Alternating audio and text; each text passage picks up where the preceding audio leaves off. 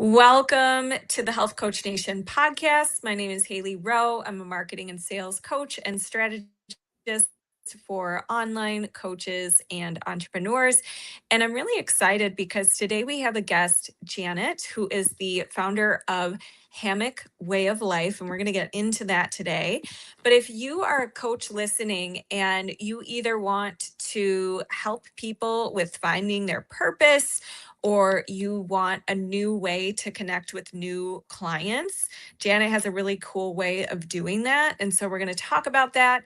And just before we get into today's episode, if you are looking for other ways to grow your visibility in your audience, the freebie of the day is the free 4 Steps to Client Attraction class and cheat sheet. And you can get that at haleyrowe.com/client-attraction. But now let's dig into our guests. So Janet, tell me a little bit about who you are and what you do, and then we'll dig into your Hammock Way of Life. Sure. So I help people manifest dreams faster, and I do that through vision boarding. And I teach other people my methodology in vision boarding. And so I have a certification in my business for that. I mainly am a business advisor. I've helped over 1,000 companies in my lifetime start and scale businesses. I teach all around New York State, and our coaches are worldwide. Amazing. So what even got you stumbling upon vision boards and making that like your thing? Sure. So I started with individuals. I started doing that with my private clients, and some of the clients ended up either after the pandemic going back into full-time jobs, or they used it in their businesses and then invited me as their businesses grew to work with their teams. And I realized there was really something powerful in getting a vision, especially for creatives in creative companies. So I started with everybody now, whether they're a private client or I work with couples or teams and large corporations. We always start with vision boarding. And so now I'm so busy with that aspect of my business that I can't do it all myself. And that's why I started certifying people in my methodology. And that part of the business really started taking off last January. And now we have an accredited program, and we're worldwide. So it's pretty exciting stuff. Wow. Amazing. So you essentially have a vision board certification, right? And a manifesting, like it helps people help others with manifesting. Is that correct? It's correct. Yes. And we can bring in lots of other tools as well. So we use AI tools, we use business models. There's lots of neuroscience now around how the brain processes images and words so that things come true. And so that aspect of it has been really, really helpful, especially when we're working with people that are skeptics and prefer to hear about the science and not so much what I call the woo. So we say it's where science meets woo. Yeah. And let's actually talk about that a little bit, because there is, a group of people who hear the word manifesting or woo woo and they're like, okay, what's that all about? So tell me a little bit about like what, you are someone who I think has both the sciencey brain in you and the woo. So Yes. tell me a little bit about that and kind of like how you describe manifesting to people who are like, that seems a little weird. Yeah, well, it's interesting because the people that usually say that are not the ones that are manifesting because of the negative attitude, right? It all starts with the words that you use.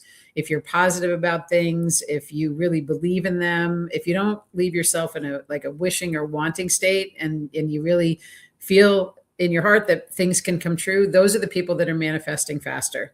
And so that's what we teach, is how to reframe the language of things. So if let's say someone is looking for love and they see a couple walking down the street and their first thought is, oh, they have love and I don't, right?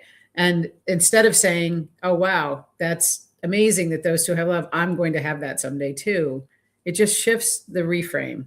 And you can do that with everything. You can do it with business, or whether you want to own some property or a car or something like that. If you reframe it so that you're actually thinking positively instead of negatively, that helps. So the skeptics usually, are not manifesting things because of their skepticism right from the start. Yeah, definitely. And I think it's also, when you start to focus on something, your brain actually pays attention to more things like that. And it's like, as they say, like attracts like. So if you're focusing on all the momentum you're building and all the little wins you see building up, and you're going to start to notice more of that and attract more of that.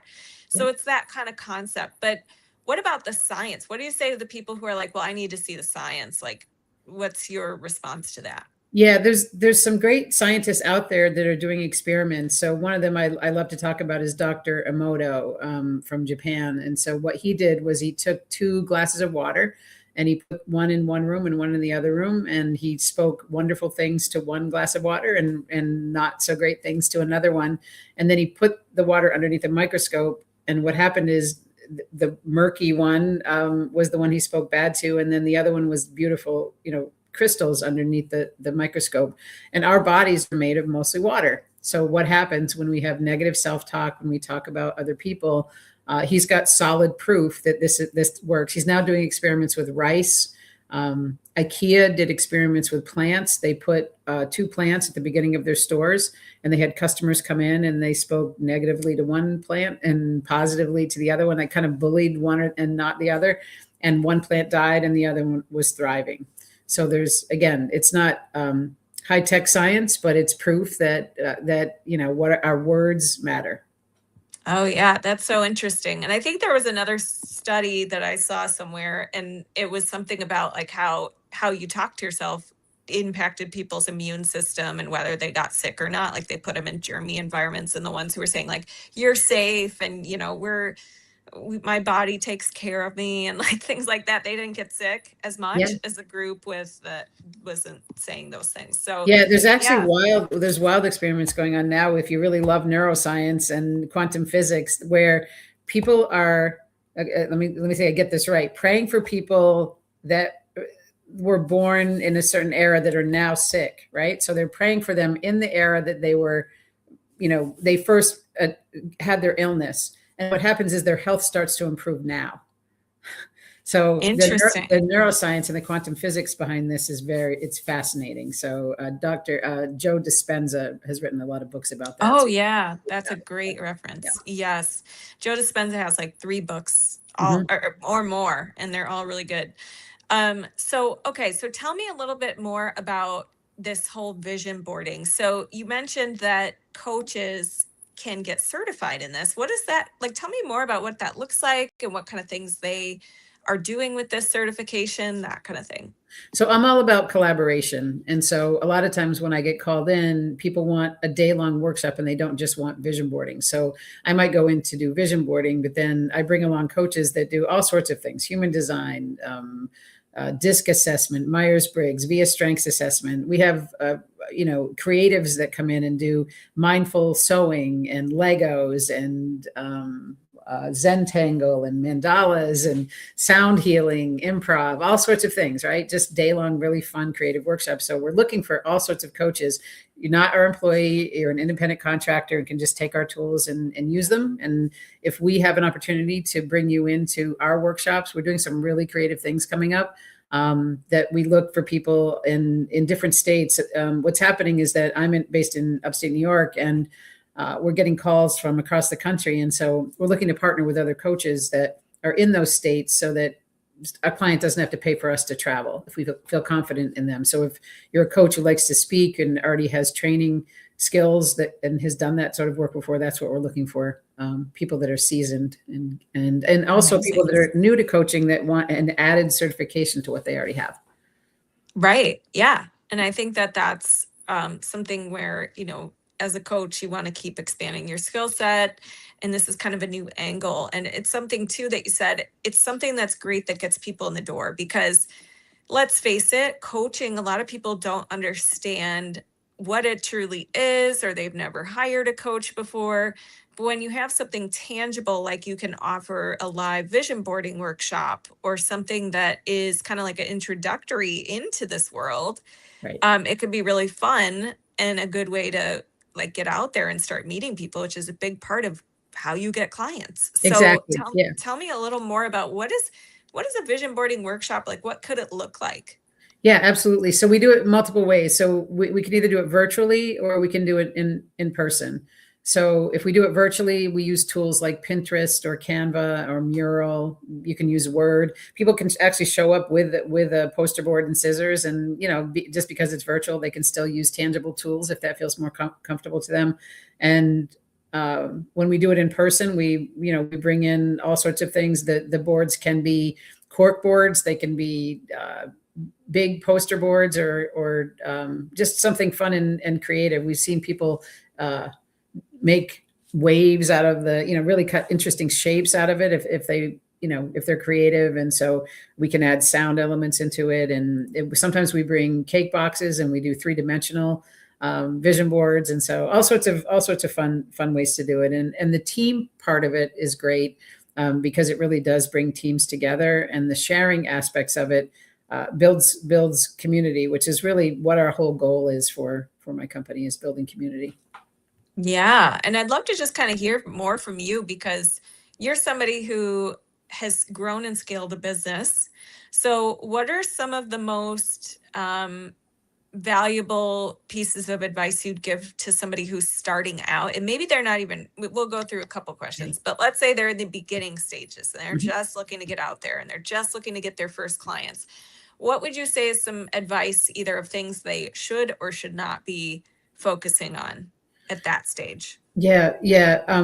I would say join as many communities as you possibly can virtually. That really has helped scale my business rapidly.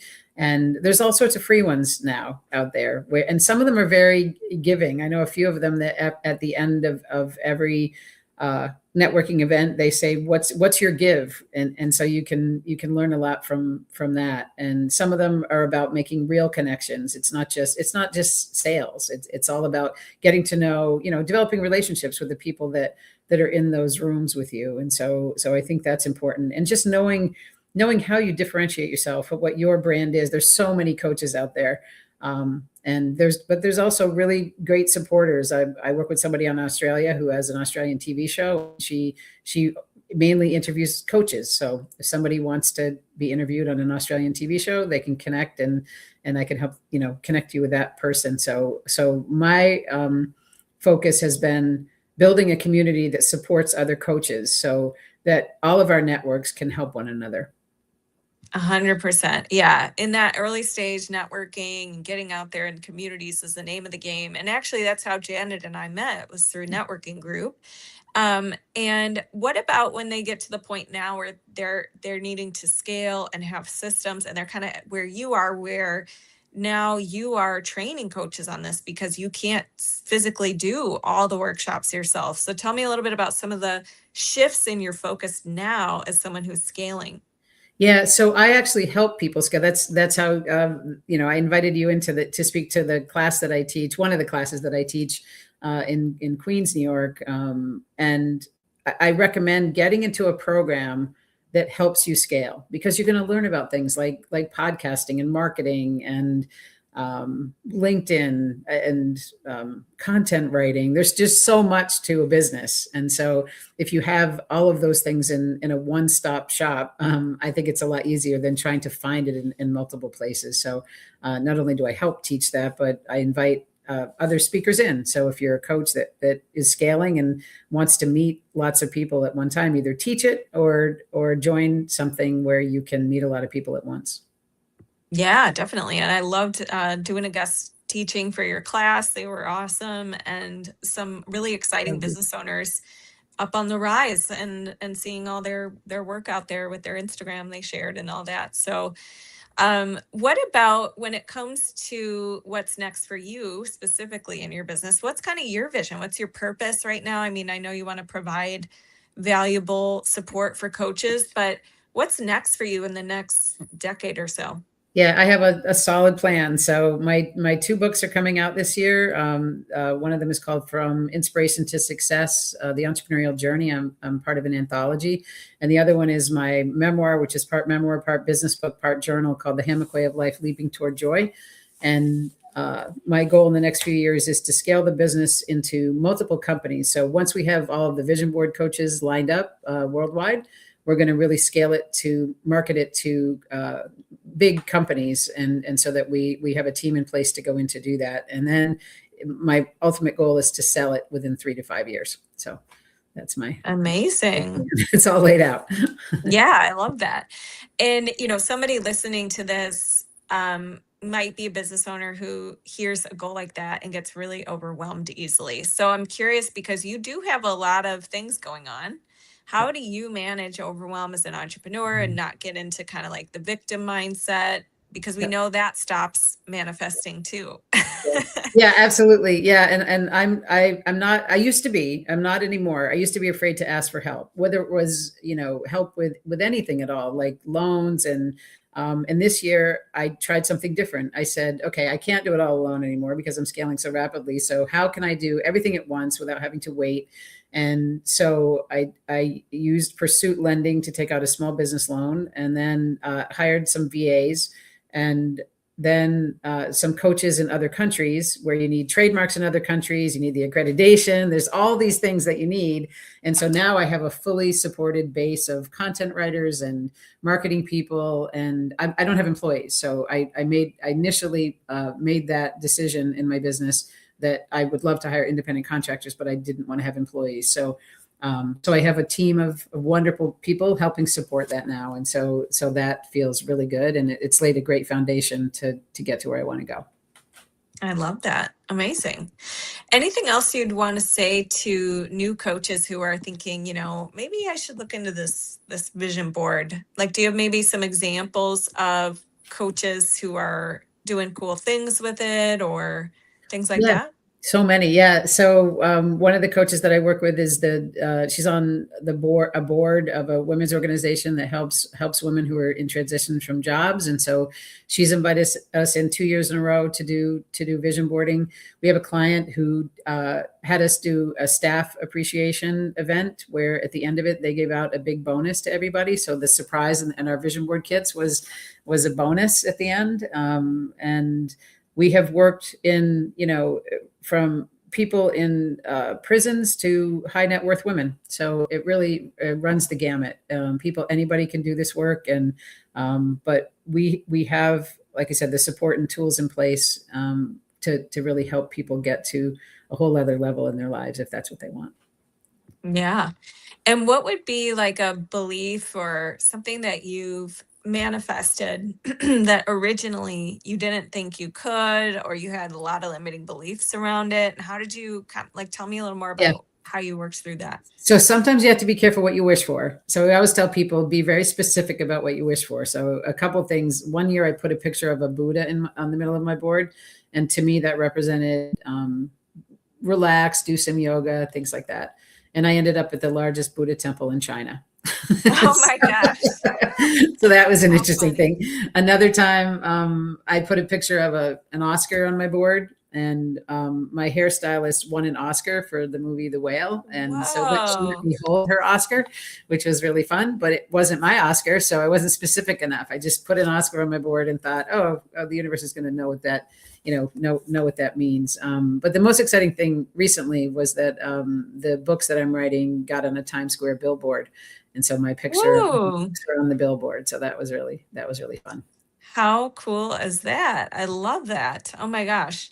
Yeah. And I think that vision boards are fun because they direct your focus. It's something you can look at repeatedly, because part of, I think, the problem too, when it comes to reaching our goals, is we just forget, or we keep it out of mind, or, but what are some of the common, I guess, traps you see people falling into that keep them from their goals?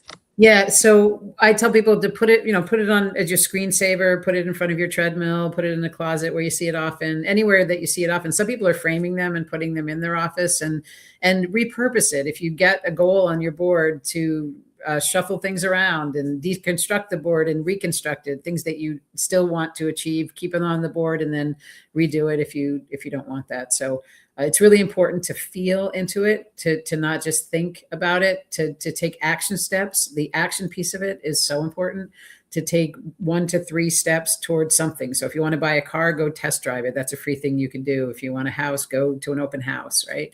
So not everything has to cost money. But if you just sit there and do nothing, that's probably what's going to transpire. Yeah, for sure. Amazing. Well, where can people find you, connect with Hammock Way of Life, all the things if they were curious about this program?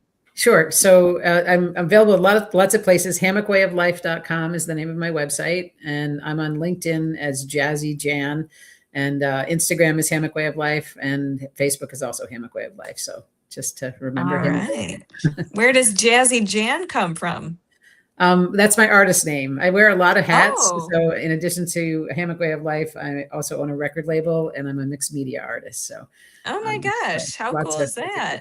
Yeah, it's a Okay. lot of fun. When So you say mixed media artist, does that mean you mix tape like yeah. songs? Okay.